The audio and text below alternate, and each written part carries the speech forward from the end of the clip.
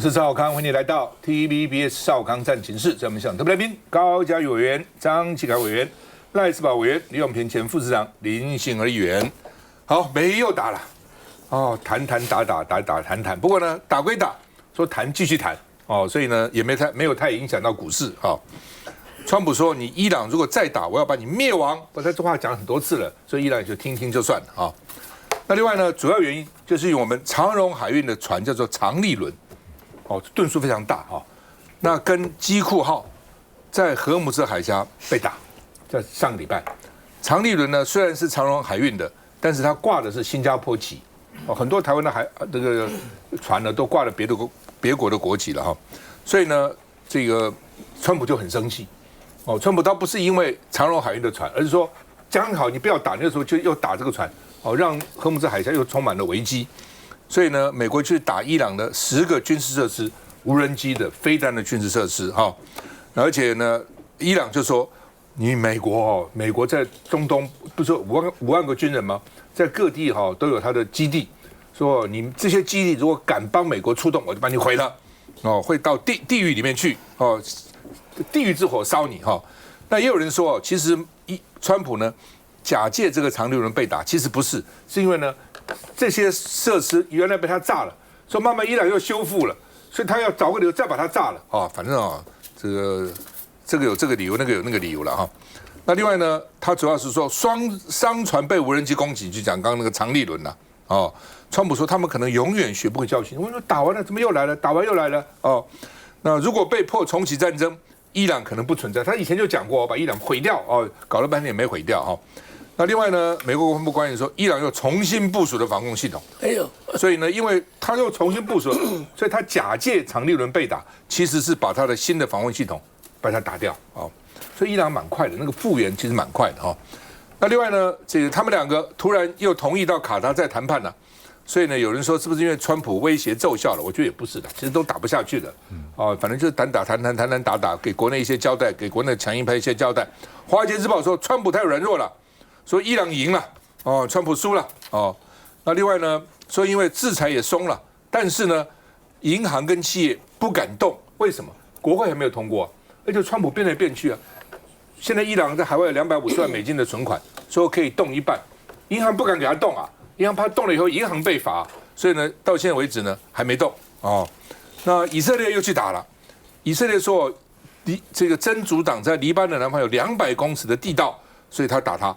哦，事實上以前北韓也挖地道，你記得嗎？北韓挖地道通到南韓這邊，離漢城很近，很長的地道哦。所以地道這一招大家都會哈。真主黨說好，你打我，我保留回應權利，就我也可以回答你。通常美國現任總統對前任是不評論的，真的是不在其位不謀其政。但是拜登哦，在前天晚上的這個民主黨晚會罵川普這個是 loser， 說他的貪腐的規模是美國史上沒有見到的。哦，他這個把這個170萬美元的合約給川普的金主，然後又把這個白宮把這個白宮的這個所謂的一部分哦拿出來做 party， 做那個宴會場，還把林肯紀念堂哦，然後呢去給他亂整修，還要撥錢要給當時呢去攻占國會被判刑的川普特赦以後，要給那些人補償，所以他說，拜登說。川普是魯蛇，而且貪腐史上未見。為什麼？他希望拉抬民主黨在其中選舉的聲勢。我們看一下，川普發文證實，因為伊朗又違反停火協議，美國戰機轟炸了伊朗的飛彈和無人機存放據點，也襲擊了沿海的雷達站。CENTCOM said that forces launched strikes today in direct response to continued Iranian aggression against commercial shipping. 美國中央司令部也釋出多段黑白空拍空襲伊朗的影像，可以看出地面一連串爆炸。بیننده شبکه خبر هستید همونطور که در زیرنویس هم دارید ملاحظه می‌فرمایید دقایقی پیش زده چند انفجار در محدوده روستای طاهرویه سیریک。隨後才過幾小時，荷姆茲海峽又傳出一艘油輪遭到不明飛行物攻擊，凸顯中東情勢又進一步白熱化。以色列和黎巴嫩政府27號在美國斡旋下簽署了一份安全協議。השחור זה הגבול הבינלאומי שלנו עם לבנון. הצהוב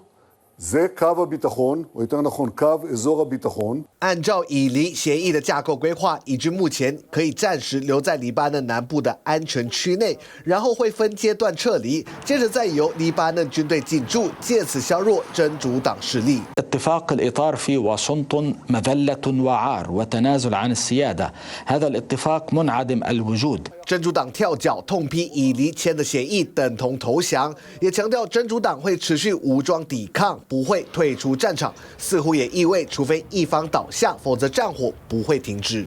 好，士葆兄怎麼看？戰火會停還是不會停？還繼續打下去？看起來這戰火大概就打停打嘛，就是這樣會一直下去嘛。我們看到俄烏戰爭也是好幾次講說要停火也停不了嘛。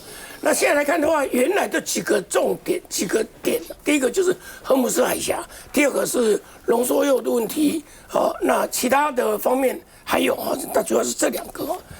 就是說呀，他的被制裁的這些的資產能不能去解凍哦，等等，這些都一環扣一環了啊。那不要忘了當初伊朗是怎麼想的，說我如果荷姆斯海峽開放，我要收錢吶，我要收錢，1桶1塊錢美金，一艘船大概200萬桶，所以一艘船就有200萬美金。他這樣子的收入可以有多少呢？一年可以有1200億美金的收入。有這麼多，就是算起來有這麼多的錢可以收入。現在來看的話呢，這美國說不可以啊，這是國際的航道，不能這樣做。他這把他掐死，所以當然伊朗如果要收，我收，不是你收，他要收。其實老實講，我都覺得川普應該可以提出一個 offer 嘛。我們來分一下，55開，或者是64開，或者73開，對不對？那這些船這個船過去的話，他們也覺得說買個平安嘛。而且現在來講會轉嫁在消費者嘛。其實這些東西都是一個 solution 的，只是說現在看到的很嚴重的，第一個是這個方面的荷姆斯海峽的一個要管理權的問題，收賄的問題變成是一個很大的問題，所以又打起來了啊，又打起來。那第二個，你可以看到川普他的民調越來越低。你最後這一張啊，拜登說川普是 loser。他其實是有所本的，大家不要忘了。你可以想哦，我就記得以前啊，幾年前那時候我在政大當純教授的時候，哇，那時候談到 inside trade 啊，內線交易啊，說日本就在美國多嚴格，在火車上，比如說你跟我坐旁邊，我們不認識，然後就開始呢，我聽到你講啊，你們公司的老總最近有什麼問題，就這樣的一個訊息啊，就是內線交易，我就先賣。有人證明這一段內線交易，要判刑，而且賺不賺錢是另外一回事，賺不賺另外，那他要服牢獄之災的哦。結果你看他川普大喇的，他可以照內線交易啊，所以馬上很多人就講啊，就是像這次我跟韓國瑜去美國，我們就跟幾個人談，他們就說啊，這川普啊，他只要一下台，只要是民主黨上台，一定被抓，一定被清算得一塌糊塗，因為他那個東西赤裸裸的 inside trade 也好啦，什麼之類也好啦，就收人家這麼多錢等等，這些東西都是因為他現在是總統。不能動他，不能辦他，好，但只要換了政黨，他一定被辦。但是大家會很重的嘆一口氣。不過看起來他的接班人范斯非常強，民主黨要找一個出來不容易。Newsom 大家覺得是有機會的，很帥。他跟那個是裴洛西啊，又好像親戚關係，是好像他的侄兒啊。這個問題他太浪漫了，那樣子的一個太分散、太自由派了。太自由派的話，能不能吸引到那個中間的傳統的保守的這些的這個老的或者是很傳統的共和黨的人，就一般的美國老百姓，其實是很大的問題。你要選哦，像這種大的選舉，總統啊、什麼市長啊這種，一定要有魅力啦。哦，你要是明星，哦要有魅力。民主党现在看起來沒有了，沒有具有全國。Newsom很帥。但是還是不夠哦，還不夠。所以呢，民主黨現在當然還有他可能有2-3個還不錯了。但是呢，到底就是說在2年以後能不能當選美國總統，我是打一個問號了哦。而且這個民主黨因為搞了後來太自由派了，自由派到美國的中間選民都有點害怕，就變成這樣子。好，來，傑凱。看起來美國跟伊朗這種零星的這個戰火，一定會在隨時會再出現的啦。我一開始還以為說是什麼美國幫我們出一口氣嘞，我們看到是因為伊朗在打我們長榮那個長堤號，雖然掛的是新加坡這個，它載回很多油，是脫險而出，200萬桶以上，還是值得慶幸啊。可是我看到另外是擔心的，如果隨時都可能會爆發這種零星這個戰火，隨時會被封鎖。荷姆斯海峽隨時被封鎖，那我們的天然氣跟油真的那個變数還是很大。以後船長都要敢死队才敢去。這個老實講，這對我們台灣也是算是一個很大的挑戰，甚至是一個危機的。那你說影響會是什麼樣子？我是認為兩邊老實講都已經打不下去了，到兩邊都看到就是已經疲憊不堪了。特別川普受傷太嚴重了。连華爾街都罵他了。你說你這種戰爭，你沒有達到你的目的，那看你又是輸的一方。你看，連現在期中選舉到，拜登身體本來不是不好嘛，我現在罵得很凶哦，精神又來了，精神又來了，而且看這個趨勢看起來，川普這邊共和黨在這個期中選舉看起來是非常的這個不樂觀。我相信川普一定會竭盡所有這個能力，盡量想辦法把這次的這個戰爭啊控制在可以這個範圍內。他停火協定現在目前60天嘛，他會往這個方向去走。可是反而我是覺得時間跟比較有利的一方，現在是站在伊朗這一邊。伊朗不是只有他那個什麼一些設施已經恢復了。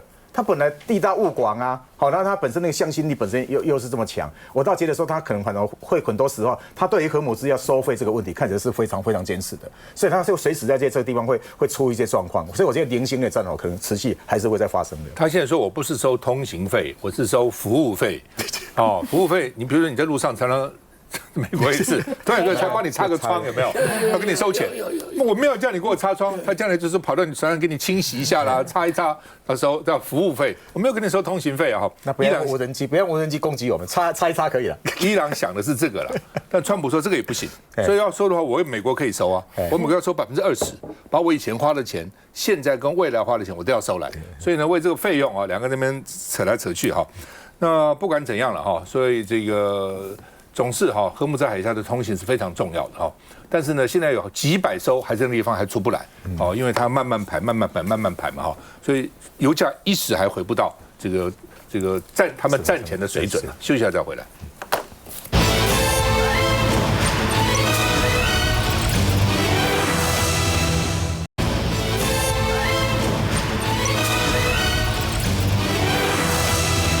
好，那麼這個新聞很好笑。那在東沙，我們的船跟中共的海警船對峙，然後呢，中共就說中華民國不存在，我們說中華民國跟中華人民共和國是互不隸屬啊，他就說你不存在吵架了就把它驅離就好了嘛然後呢，我們的海巡寫了一大篇念給你聽他們說這個一定是管碧玲寫的，說海巡怎麼可能當時念這些嘛？而且怎麼有時間？呼叫中國海警3101，這裡是中華民國海巡署台中艦廣播。中華民國台灣是主權獨立的國家，與中華人民共和國互不隸屬，無法否認，這是無法否認的事實跟現狀。給我聽好，台灣人民生活在自由民主的體制下，創造了經濟奇蹟跟民選總統的驕傲。你們應該回去爭取民主自由，解決經濟下行的問題，讓中國百姓過上繁榮安穩的好日子。現在請你們立即轉向，迅速離開台灣水域，否則我方將依法採取必要行動。其實這種區域只要說這是我方這個水域，你趕快走，否則我們要依法採取行動就好了。講一大堆跟作文一樣管碧玲說，因為你們韓國瑜賴士葆是到美國去，受到很大的歡迎，所以呢，這是國際參與給我們更大的底氣，所以你們讓他寫出這一篇東西來。那另外呢，這個所以反起面也說，這好像是管媽寫的海巡署的官員能夠念這個東西嗎？到底是不是管碧玲寫的呢？我們看一下。中華民國台灣是主權獨立的國家。看到大陸海警船闖入水域，海巡人員通過廣播驅離。CJ610人，注意你的用語。中國海警隨後也公布畫面反擊，要海巡注意用語。但27號在東沙水域短兵相接，海巡變本加厲。台灣人民在民主自由的體制下，創造了經濟奇蹟與民選總統的驕傲。在海上相互試探，也互打認知作戰。不過，這日益增加的廣播內容，政治意識形態越來越多。軍事專家也警告，不宜過頭，因為海巡對大陸海警廣播主要使用的是 VHF 16頻道，平常都是作為國際緊急呼叫用。這個波道裡頭，通常是給人家在緊急狀況之下去建立通信，必須簡短有力。明確的表達自己的意圖。我們中華民國空軍對於中國大陸的軍機，其實都沒有廣播這些政治性的詞語。而且，其實海巡過去的廣播詞語多半也只是警告大陸海巡未經許可進入水域，違反國際法規定，盡速離開我國水域。近期才依情勢新增，中華民國台灣是主權獨立國家，與中華人民共和國互不隸屬。我們應該回去爭取民主自由，解決經濟下行的問題。管碧玲自己就搞政治出身的啦，然後他就把海巡弟兄都當成都是政治人物了，我觉得不要為難海巡弟兄。點名主管機關海委會主委管碧玲，別讓基層人員為難。反觀對岸，在網絡上的對台認知作戰，據悉今年起已經遞減，但與此同時，民進黨中國部也示警，年底選舉將近，小心中國介選再升級。好吧，這台大紐約大學這個學文學畢業的永平怎麼看？這寫的好不好？其實這個新聞出來，剛才趙大哥一主持就在笑說這些事情真的很好笑。各位，只要你設想一下那個場景，兩艘船在那邊對峙，隔了還有一個距離，然後那個廣播，那廣播呢又是一般的弟兄，他又沒有透過專業的廣播訓練，他也不像趙大哥講話這麼有氣勢，說你給我注意，你要怎樣讓你發表這種政治性演說，對方能聽得懂幾個字啊？能搞得清楚你到底在講些什麼？就重點就說這不是你該來的地方，你趕快滾！本來就這意思啊。而且我覺得我們的專家也真的很可愛，他也很煞有介事的在說啊，這個不宜，因為你這樣浪費那個無線電波的時間，萬一這個時候有人要呼救，說啊，我遇難了，我要希望大家來救我，你是不是佔據那個頻道？Mayday，對呀，所以我覺得我覺得真的管碧玲真的也是我們現在政府的一個奇葩。他最擅長的，他不但這個演很大，他最擅長就是精神勝利法。請問你兩個船在對峙，你不去好好的游說我們立法委員，好好的做一個我們的海警船噸位提升，增強我們的海警船的這個噸位、體積、性能、武器各方面的這個部分，然後你只是精神勝利法，人家船好大一隻，我們好小一隻，然後在那邊說我們兩個是互不隸屬，你不要過來，不要，這就好像人家拿一把槍，然後你拿一支小刀在那邊，你不要過來，你不要過來。所以我覺得這個事情這場景確實蠻搞笑的。只是說我覺得這件事情特別是現在中國大陸的海警船開始在這些海域又更怎麼講，更積極的更超過過往的逐步這個進逼。我覺得跟我們民進黨政府上次在日菲漁業談判第一時間反應錯誤有很大的關係。你給北京鑽了一個很大的漏洞，因為呢，他們討論整個這個經濟海域漁業協定的時候呢，把整個台灣的外海呢，通通包含在內，而且呢，也不找台灣去商量。然後在那個時候呢，民進黨政府還代表中華民國說，我們樂觀其成，這件事情樂觀看待。你怎麼可以樂觀呢？人家佔了你的經濟海域。你根本沒有防護漁民，所以你看，你給北京一個很好的借口呢。他說：“來，我們是護漁民來的。”他是用這個領域呢，去步步進逼很多相關我們的海域。那你在這種時候，你去跟他做政治對抗、政治訴求沒有用嘛？你要政治的處理呢，你在第一時間，你的各種政治動作呢，你不要自我打嘴巴。而管碧玲呢，也終於在中國大陸呢，海警船開到外海的時候，才又突然醒悟，才又突然跑來對抗。可是這個事情呢，就弄得蠻像鬧劇的。我覺得這樣子精神勝利法不可取。因為他們現在都為了拍馬屁所以都要表態了。現在空軍搞不是要這樣喊，但是空軍那個飛機速度很快，不海軍還跟對峙空軍不知道怎麼喊，那還沒兩句飛機就跑了來，嘉宇。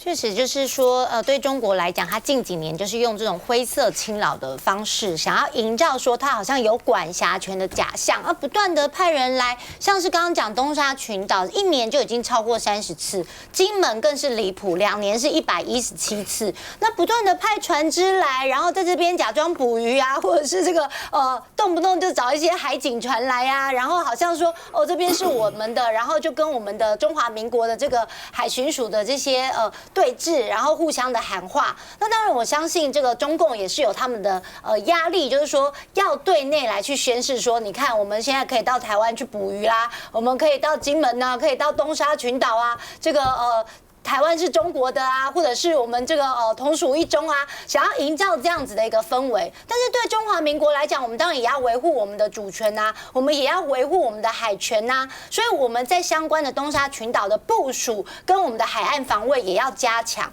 這也是為什麼我們在預算上希望在國防預算能夠增加這一部分，因為現在海巡等於是第一線直接對峙。你說這些無人機幹嘛飛來飛去哦？至少說還有一點距離啦。但是我們的海巡署的這些，從這個之前的所謂三無船只所引申的事件，到現在都是他們這些不斷的在第一線去跟這個對岸，你說不管廣播嗆蝦或用什麼樣的方式，都有可能擦槍走火，所以我們也非常的擔心，也希望在這個部分能夠多給海巡署多一些鼓勵，尤其是基層。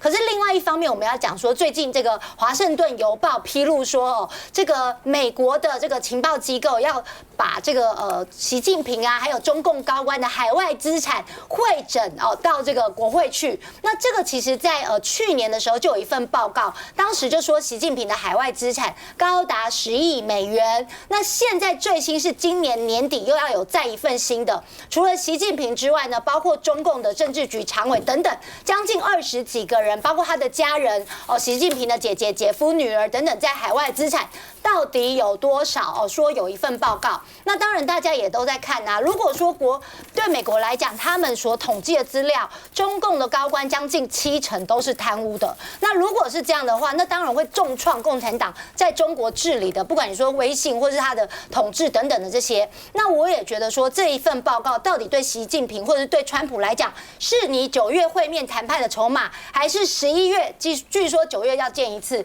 ，11月那個川普又要再去中國一次，然後12月這份報告即將要出來，所以這中間其實有很多的籌碼，也是川普一直以來想要利用，不管說跟伊朗談判或跟習近平在這個對陣談判的過程中的一個很重要的籌碼。所以我覺得對台灣來講，還是要先顧好自己國家的最高利益為優先。那幸兒，我想剛剛嘉瑜也講了大陸那邊其實他們也是在大內宣嘛。那其實我們的海巡也是在大內宣啊，也是等於是在安我們民眾的心就我們國內民眾說，我們其實有對岸也是喊話啊，但是這有點帶太多的政治語言就是說我們該怎麼去防範，怎麼去防止這些戰火的發生，而不是用政治語言然後去才能防止所以我覺得這確實是我覺得蠻好笑。但是如果今天其實民進黨也說，如果要大內宣，我們當然也是可以去接受啦但是呢，在這邊也要順便講一下，其實這個它政治的挑釁大於是對我們的軍事進攻啦中方其實一直在用切香腸的方式，那用心理戰也好用法理戰也好，那長期以來當然對我們台灣也造成很多就是開始有防禦性。所以呢，當然就是說，這當然是要用常態性的施壓，但是對我只來觀察，我覺得他還不至於去發布像去奪島的一個態度，一個戰爭的狀況。所以呢，我覺得這還是回到其實各自呢為了要安好他們各自的，像大陸他當然要宣傳，讓他們民眾知道然後安內心。那我們台灣這邊這樣的舉動其實也安內心，只是我覺得很奇怪是我們現在的原來這些我們的海巡也要受過我們的政治訓練，因為連政治語言甚至我們的海巡也當成我們的政治攻防工具，確實也讓我們民眾也覺得確實是也蠻離譜的啦。謝謝。好，那麼中俄中國跟俄國11次聯合空中巡航，逼近日本所以日航的飛機也起來了所以日本很生氣，所以明顯是對日本示威的確。所以你一共有15架中俄軍機逼近日本跟韓國，所以呢，劍指高市政權哦，因為呢，這個顯然中共對高市是很不滿意的啊。那另外呢，日本攜手台灣，甚至到印度，要提升海底電纜的韌性、數位韌性，所以呢，要築起印度太平洋數位防線，主要是抵抗中國。所以呢，現在看起來哦，這個所謂印度太平洋這些國家呢，是防中國防得很厲害。那中國也想突破，繼續帶回來。